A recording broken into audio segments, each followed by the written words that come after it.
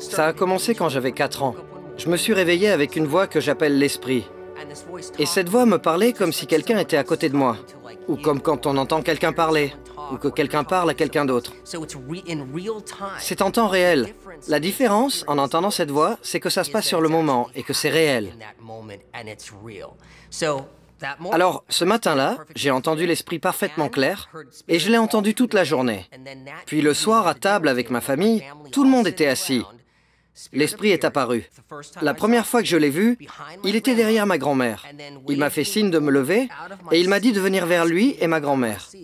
Je suis allé vers ma grand-mère, et l'esprit a pris ma main et l'a posée sur sa poitrine et a dit « Dis, cancer du poumon.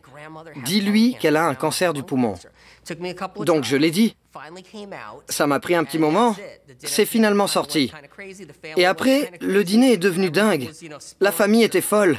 Les fourchettes, les cuillères, les couteaux tombaient partout. Et c'est comme ça que ça a commencé. Quelques semaines plus tard, ils l'ont amené faire des tests par curiosité, parce que c'était resté. On n'arrivait pas à oublier. Et elle avait un cancer du poumon. Voilà comment ça a commencé, et depuis, j'ai toujours entendu l'esprit, cette voix parfaitement claire.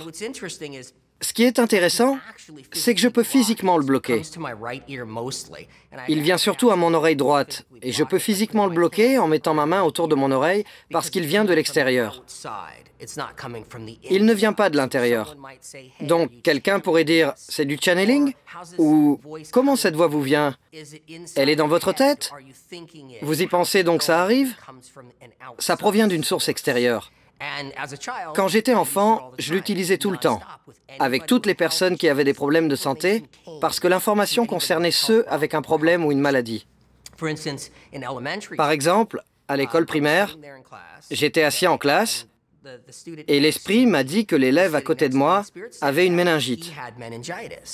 Je l'ai dit au professeur, ça l'a inquiété, ça l'a contrarié. Il a demandé à l'enfant pour savoir où et quand cette méningite était apparue.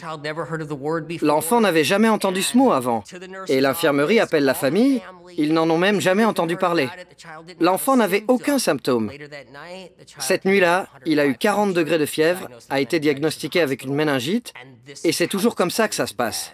Ce n'est qu'un exemple parmi tant d'autres. Ça m'arrive vraiment toutes les semaines, avec quelqu'un que je connais ou quelqu'un que je croise. Ça se passe toujours comme ça. L'esprit m'a dit que l'esprit est la parole vivante de la compassion.